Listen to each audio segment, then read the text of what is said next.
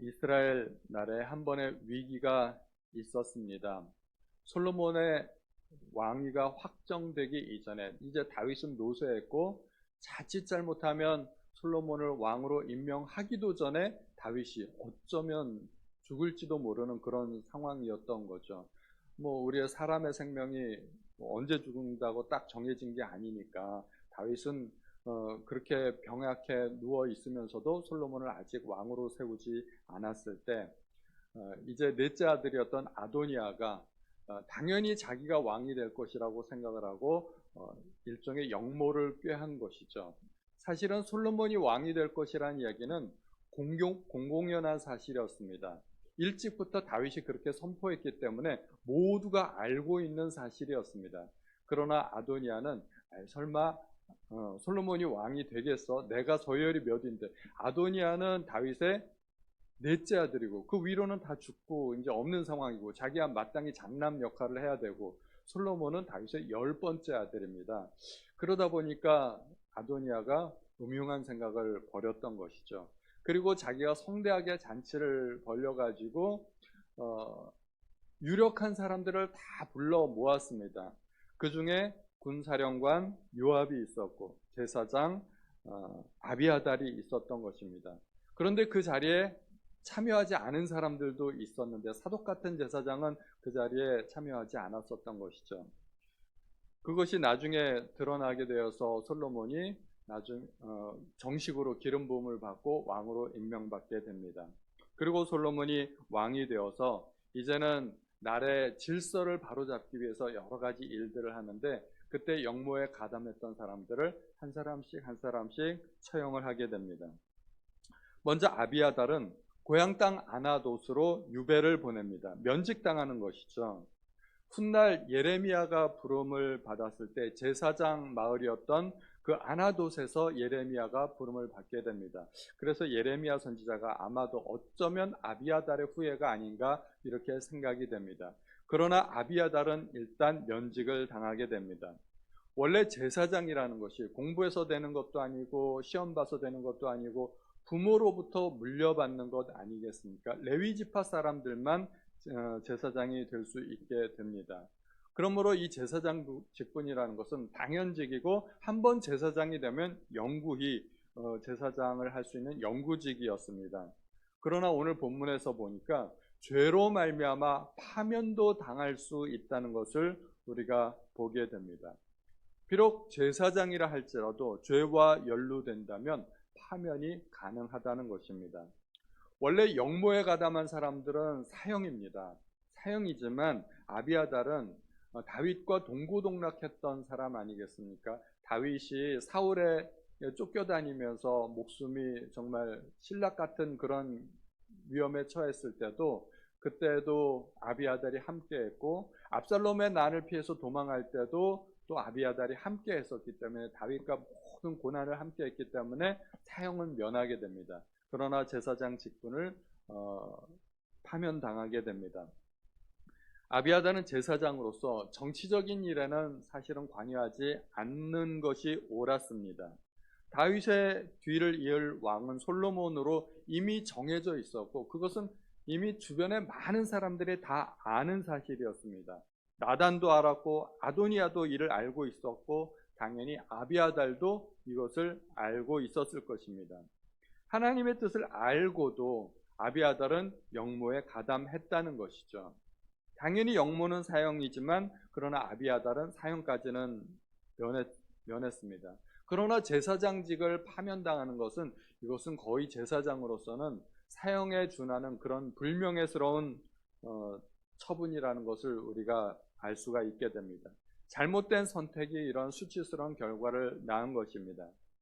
아도니아가 자기가 왕이 되겠다고 잔치를 벌였을 때 잔치자리라고 해서 다 가면 안 되었다는 것이죠. 아무리 잔치자리라고 하고 그리고 왕의 후계자가 자기를 초청했다 하더라도 가야 할 자리와 가지 말아야 할 자리를 구분했어야 된다는 것입니다. 예를 들어서 똑같은 제사장이었는데 사독은 그 자리에 가지 않았던 것입니다. 그러므로 아비아달은 자기 직분에 충실했어야 됐습니다. 그런 정치적인 일에 관여하지 말고 과잉 행동을 하지 말고 그냥 자기의 직분만 지켰어도 제사장이라는 영광스러운 직분을 잃지 않았을 것입니다. 그러므로 하나님께서 우리에게 주신 소명을 소중히 여기고 불필요한 행동을 하지 말아야 되겠습니다. 실수하지 않으려면 하나님께서 어떠한 일로 나를 부르셨는지 그것을 생각해 보면 알 수 있을 것입니다. 그것이 소명의 본질입니다. 우리는 그리스도인으로 부름을 받았습니다. 그리스도인으로 부름을 받았기 때문에 하나님의 백성이고 하나님의 자녀이고, 그러므로 세상 일에 너무 지나치게 관여하는 것은 옳지 않을 수도 있습니다. 그러므로 우리가 하나님께서 나를 어떠한 일로 부르셨는지 다시 한번 생각해 보시는 자리가 되시기를 바랍니다. 사무엘 시대에 엘리 제사장의 가문은 저주받은 가문이었습니다. 엘리의 두 아들이 제사를 경홀히 여기고 심지어 성막에서 수종드는 여인들과 잠자리까지 같이 하였으니 하나님께서 엘리 가문을 멸하기로 작정하셨습니다. 그래서 엘리와 두 아들은 한날 한시에 같이 죽게 됩니다. 두 아들은 전쟁터에 나가서 죽게 되고, 그 소식을 들은 엘리 제사장은 뒤로 넘어져서 목이 부러져서 죽게 됩니다. 그런데 이 아비아달이 이 족보가 어떻게 되냐면 엘리 제사장의 4대 손입니다. 아비아달이 제사장 직분에서 면직당함으로 말미암아 엘리 가문에서 이제 제사장은 완전히 끊어지게 되고 엘리 제사장에 대한 하나님의 말씀이 이루어지게 됩니다. 그래서 오늘 본문을 통해서 하나님께서 말씀하신 것은 반드시 이루어진다는 것을 우리가 또 보게 됩니다. 솔로몬은 아비아달을 파면하고 나서 요압을 처형하게 됩니다. 이것은 절대 개인적인 복수로 생각하면 안 되는 것입니다. 그들은 하나님의 뜻을 어기고, 분명히 나타난 하나님의 뜻을 어기고 역모를 꾀한 자들이었습니다. 그리고 요압을 징벌해야 된다는 다윗의 또 유언도 있었죠. 솔로몬은 모든 불의를 청산하고 공의로서 국가의 기반을 든든히 하였습니다. 이러한 것들이 결코 쉬운 일은 아니었음을 우리는 기억해야 됩니다. 제사장을 파면하는 것도 원래는 왕의 권한이 아니죠. 그러나 하나님의 뜻을 어겼기 때문에 솔로몬은 제사장의 자격이 없는 그것을 집행한 것뿐입니다.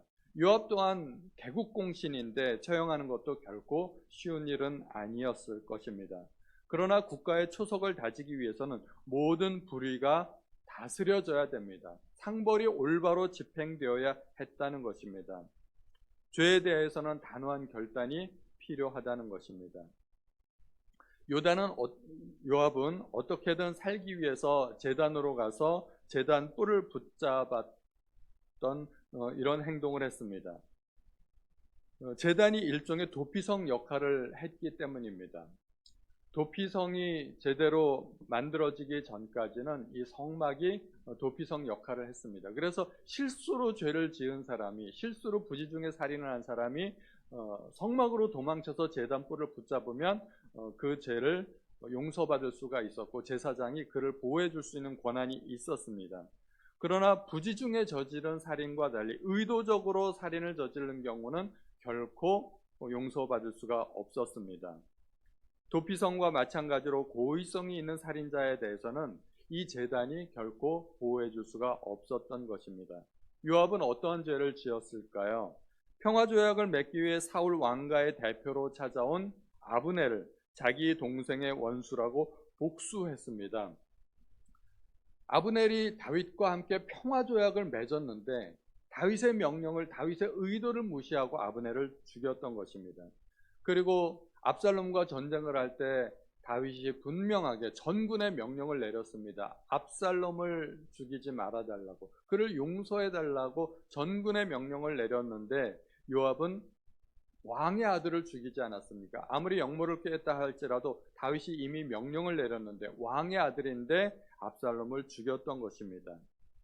이 일로 말미암아 요압은 다윗의 신임을 잃었고 다윗 대신에 압살롬의 군대 장관이었던 아마사가 대신 군대 장관이 되었습니다.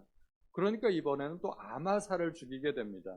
이렇게 요압은 군대 장관이었지만 왕의 명령을 거스를 정도로 세도가 대단했습니다. 왕과 군대 장관은 원래 한편이고 군대 장관은 왕의 명령을 받들어야 되는데 이 요압이란 사람은 도대체가 통제불능의 상태인 것이죠. 폭주기관차와 마찬가지라는 것입니다. 다윗이 왕이었지만 자기가 왕이었음에도 불구하고 이 군대 장관 하나를 어떻게 할 수가 없는 것입니다. 군대를 통솔하고 있으니까 자기가 왕이지만 이 요압을 어떻게 할 수가 없었던 것이죠. 그런데 시간이 지났습니다. 시간이 많이 지나니까 요압도 늙었습니다. 그리고 새로운 젊은 왕이 부임했습니다. 그리고 요압은 자기의 죄의 대가를 결국은 받게 됩니다. 다윗은 이미 사라졌지만 다윗으로부터 보복을 당한 것은 아니지만 그러나 요압은 자기의 죄의 대가를 결국은 받게 된다는 것입니다. 상황은 변하기 마련입니다. 젊음이 오래 가겠습니까? 젊음도 반짝이고 미모도 반짝뿐입니다. 그리고 권세가 영원하겠습니까? 권불 10년이라는 말이 있습니다. 권세는 10년 이상 가지 않는다는 것입니다.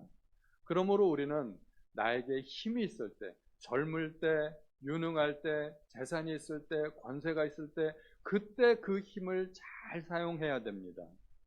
만약에 그 힘을 불의하게 사용하고 과잉 사용하게 되면 나중에 내가 재산을 잃어버리고 권세를 잃어버리고 힘을 잃어버렸을 때 그 대가를 치르게 된다는 것입니다. 우리는 요압을 통해서 잘못된 행동에 대한 대가는 반드시 치르게 된다는 것을 우리가 또 보게 됩니다. 이렇게 아비아달이 파면당하고 요압이 죽고 나자 솔로몬은 그 자리를 대신해서 사독을 제사장으로 임명하고 군대 장관의 자리에 브나야를 앉히게 됩니다. 이로써 이제 국가의 모든 불의가 청산되고 진정한 새 출발이 가능하게 되었습니다. 우리말에도 인사가 만사라는 말이 있지 않습니까? 중요한 자리에는 정말 유능하고 정직한 사람이 임명되어야 됩니다. 능력만 보면 안 됩니다. 그 사람의 인격과 정직성을 같이 보아야 되는 것이죠. 사람이 굉장히 중요합니다. 그래서 중요한 사람을 적재적소에 분배할 수 있는 것이 지도자입니다. 우리 교회 비전은 다음 세대를 키우는 것입니다. 우리가 다음 세대, 우리 자녀들을 위해서 주일학교, 중고등부, 청년부를 위해서 아낌없이 투자하고 매주 금요일마다 금요 예배를 드리면서 우리의 자녀들을 위해서 기도하고 단지 내 새끼 잘 되고자 기도하는 것이 아니라 우리 교회를 이어나갈 그리고 대한민국의 미래를 책임질 우리 다음 세대를 하나님의 일꾼으로 키우자는 그런 욕심들이 있는 것입니다. 이 자리에 함께 계신 우리 성도님들도 우리 자녀들을 위해서 아들, 딸들을 위해서 그리고 손자, 손녀를 위해서 기도해 주시는 우리 성도님들 되실 수 있기를 예수님의 이름으로 축원드립니다. 함께 기도하시겠습니다. 하나님 아버지, 오늘도 저희에게 귀한 말씀을 들려주시니 참으로 감사드립니다. 한 국가가 바로 서기 위해서는 상벌이 제대로 집행되어야 합니다. 그리고 모든 불의는 그때 당시에 바로 집행되지 않는다 할지라도 나중에 시간이 지나면 언젠가는 그 대가를 받게 된다는 것을 살펴보았습니다. 의로운 행동도 마찬가지입니다. 하나님, 우리가 이 땅에서 사람들이 알아주지 않는 어떤 의로운 행동을 했을 때 하나님께서는 반드시 기억하시고 지켜보시고 그에 따른 대가를 지불해 주시는 줄로 믿고 우리가 신앙을 포기하지 않도록 도와주시고 또 선한 일을 행하되 낙심하지 않도록 도와주옵소서. 오늘 귀한 말씀 주신 것 하나님 앞에 감사드리며 모든 말씀 우리 주 예수님의 이름으로 기도하였습니다. 아멘.